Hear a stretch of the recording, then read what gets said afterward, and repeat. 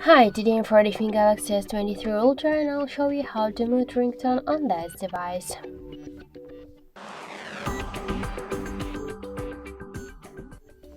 So just to do that, let's open the settings and then tap to the sounds and vibration.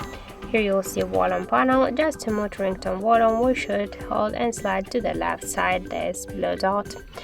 So also we can make it with the help of the volume buttons, but be sure first that this switcher is turned off to use the volume keys to change the ringtone. And now by press the down volume button, we can turn off, mute our ringtone volume.